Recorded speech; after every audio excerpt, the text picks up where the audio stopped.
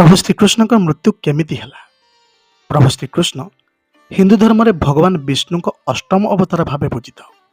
तांको जन्म, कर्म, उपदेश एवं देहत्याग सबकिछि धार्मिक ग्रंथ मानकरे दिव्य लीला भाव वर्णित। तांको देहत्यागर वर्णना मुख्यतः महाभारत, श्रीमद् भागवत महापुराण, विष्णु पुराण एवं हरिवंश रे मिले। कुरुक्षेत्र युद्धर परवर्ती समय युद्धरे कौरवमानଙ୍କର विनाश हेबा परे धर्मराज युधिष्ठिर हस्तिनापुर राजा हेले। श्रीकृष्ण तांको कर्तव्य समाप्त करी द्वारका को फेरीगले। एही समय रे यदुवंश समग्र भारतवर्ष रे सबुठारु शक्तिशाली वंश भाव परिचित थिला। यदुवंशी माने असीम धन, शक्ति एवं सामरिक बल पाइथिले, किंतु समृद्धि सहित अहंकार मध्यम बढ़ीगला। जेतेबेले मनुष्य निज शक्ति उपर अत्यधिक गर्व करे सेतेबेले विनाशर बीज अंकुरित हुए। यही सत्य यदुवंश मध्य देखादेला। आहुरी कहा जाए जे ऋषि मानक अभिशाप जोगु यदुवंश लोप पाइथिला। द्वारका को थरे अनेक ऋषि आसीथिले। यदुवंशर किछि युवक मजा करिबा पई शाम्बंकु जणे गर्भवती नारी भली सजैथिले एवं ऋषि मानक पाखकु जाई प्रश्न करथिले, हे महात्मा माने कहंतु त एही नारी पुओ जन्म देबे ना कन्या? ऋषि माने तांकर दिव्य दृष्टि समस्त कथा जानी पारिथिले। से माने क्रोधित होई कहिथिले, एहार गर्भरु गोटे लौहमूषळ जन्म नेब, जहाँकि समग्र यदुवंशर विनाशर कारण हेब। एही अभिशाप सुनी समस्ते भयभीत होईगले। तापर जन्म नैथिला से लौहमूषळ। किछि दिन परे ऋषि मानकर कथा सत ହେଲା। शाम्बଙ୍କ उदरରୁ गोटे लौहमूषळ बाहरीथिला। तापर राजा उग्रसेन आदेश देइथिले कि एहाकु गुंड करी समुद्र रे फिंगी दिया जाऊ। कथा मुताबक मूषळटी को चूर्ण करागला, किंतु एक छोट लौहखंड बळीगला, जहाँकि से समुद्र भितर को फिंगी दियागला। तापर समुद्रर तरंग से चूर्ण को कूल को आनिथिला। सेइठारु जन्म होइथिला एरका घास। परे एही घास ही यदुवंशर विनाशर अस्त्र पलटिथिला। आहुरी कहा जाए जे गांधारी अभिशाप जोगु यदुवंशर लोप पाइथिला। कुरुक्षेत्र युद्ध परे गांधारी निज 100 पुओं मृत्यु रे अत्यंत दुखित थिले। से श्रीकृष्ण को कहिथिले कि तुमे जदि चाहिथांत एही युद्ध को बंद करि पारिथांत। तेणु जेउ पढ़ी भावे मो वंश नष्ट होइछि, सेहीपरि तुमर यदुवंश मध्य नष्ट हो जाऊ। श्रीकृष्ण एही अभिशाप को शांत भाव ग्रहण करथिले। से जानिथिले जे पृथ्वी रे तांको अवतार कार्य समाप्त होई आसीछि। आहुरी कहा जाए प्रभास क्षेत्र रे विनाशर कारण पलटिथिला। बहुत वर्ष परे समय आसिला यदुवंशी माने प्रभास क्षेत्र को जाइथिले। सेठारे उत्सव समय रे सेमानक मध्यरे विवाद आरंभ होला। सात्यकी और कृतवर्मा मध्य बागयुद्ध है। धीरे धीरे यह भयंकर रूप नहीं। समस्ते क्रोधरे अंध होई परस्पर को आक्रमण करने को लगिले। से समय रे समुद्र कूलर एरकार घास लौहदंड परिणत होइतिला। यदुवंशी माने से दंड उठाई परस्पर को प्रहार करथिले।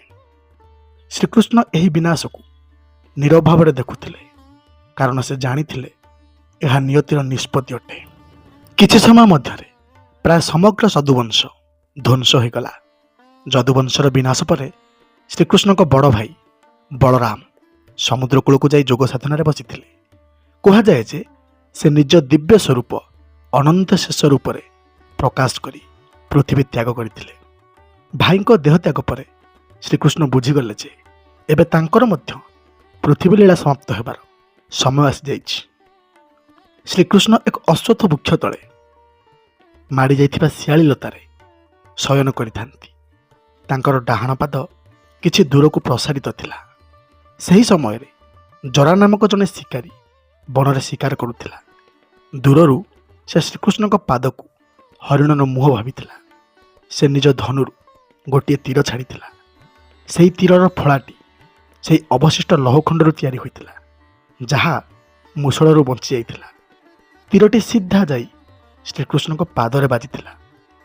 ଜରା ନିକଟକୁ ଆସି ଦେଖେ ତ ସେ ହରିଣ ନୁହେଁ, ସ୍ୱୟଂ ଭଗବାନ ଶ୍ରୀକୃଷ୍ଣ। ତାପରେ ଭୟରେ କମ୍ପିବାକୁ ଲାଗିଲା ଏବଂ ଶ୍ରୀକୃଷ୍ଣଙ୍କ ପାଦ ତଳେ ପଡ଼ି କାନ୍ଦିବାକୁ ଲାଗିଲା। ପ୍ରଭୁ, ମୁଁ ଅଜାଣତରେ ଏହି ଭୁଲ କରିଛି, ମୋତେ କ୍ଷମା କରନ୍ତୁ। ଶ୍ରୀକୃଷ୍ଣ ହସିଥିଲେ। ଭୟ କରନି, ତୁମେ କୌଣସି ପାପ କରିନ। ଏହା ମୋର ଇଚ୍ଛାରେ ଘଟିଛି। ତୁମେ କେବଳ ନିମିତ୍ତ ମାତ୍ର।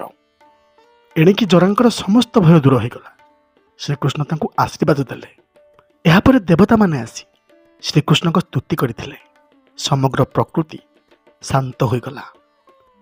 ଶ୍ରୀକୃଷ୍ଣ ନିଜ ଚତୁର୍ଭୁଜ ଦିବ୍ୟ ସ୍ୱରୂପ ପ୍ରକାଶ କରି ପରମଧାମକୁ ଗମନ କଲେ। ଭକ୍ତମାନଙ୍କ ମତରେ ଏହା ସାଧାରଣ ମୃତ୍ୟୁ ନୁହେଁ, ବରଂ ଅବତାର ଲୀଳାର ସମାପ୍ତି ଥିଲା। ଶ୍ରୀକୃଷ୍ଣଙ୍କ ଦେହତ୍ୟାଗ ପରେ ଦ୍ୱାରକା ନଗରୀ ଧୀରେ ଧୀରେ ସମୁଦ୍ରରେ ଲୀନ ହୋଇଗଲା।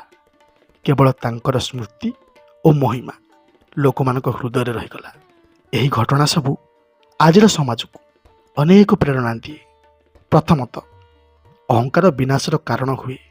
ହେ ମଣିଷ, ଜାଣି ରଖିବା ଉଚିତ ଯେ ଅହଙ୍କାରୀର ସର୍ବଦା ପତନ ହୋଇଥାଏ। କର୍ମର ଫଳରୁ କେହି ବି ମୁକ୍ତି ନୁହେଁ, ତେଣୁ ନିଜ କର୍ମ ଉପରେ ଧ୍ୟାନ ରଖିବା ନିହାତି ଦରକାର। କ୍ଷମା ସବୁଠାରୁ ବଡ଼ ଗୁଣ ଅଟେ। ପାରୁଛ ଯଦି କ୍ଷମା କରିବା ଶିଖିଯାଅ। ଶକ୍ତି ଓ ଧନ ସ୍ଥାୟୀ ନୁହେଁ, ତୁମ ପରେ କେହି ଜଣେ ନିହାତି ଆସିବ।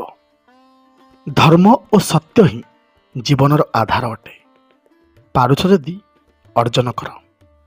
ଜୀବନରେ ନମ୍ରତା ଅତ୍ୟନ୍ତ ଆବଶ୍ୟକ। ଏହା ଜ୍ଞାନୀ ଏବଂ ଗୁଣୀ ଲୋକଙ୍କ ଭୂଷଣ ଅଟେ। ଭଗବାନଙ୍କ ଇଚ୍ଛା ବିନା କିଛି ବି ଘଟେ ନାହିଁ। ଯାହା ସତ୍ୟ ତାହା ସମସ୍ତେ ଜାଣିବା କଷ୍ଟ। ପ୍ରଭୁ ଶ୍ରୀକୃଷ୍ଣଙ୍କ ଦେହତ୍ୟାଗ କେବଳ ଏକ ଐତିହାସିକ କିମ୍ବା ପୌରାଣିକ ଘଟଣା ନୁହେଁ। ଏହା ଧର୍ମ, କର୍ମ, ନମ୍ରତା, କ୍ଷମା ଏବଂ ଜୀବନର ଅନିତ୍ୟତା ବିଷୟରେ ଏକ ଗଭୀର ଆଧ୍ୟାତ୍ମିକ ବାର୍ତ୍ତା ଦେଇଥାଏ। ଭଗବାନ ଶ୍ରୀକୃଷ୍ଣଙ୍କ ଜୀବନ ଓ ଦେହତ୍ୟାଗ ଆଜି ମଧ୍ୟ କୋଟି କୋଟି ଲୋକଙ୍କ ପାଇଁ ପ୍ରେରଣାର ଉତ୍ସ ହୋଇ ରହିଛି।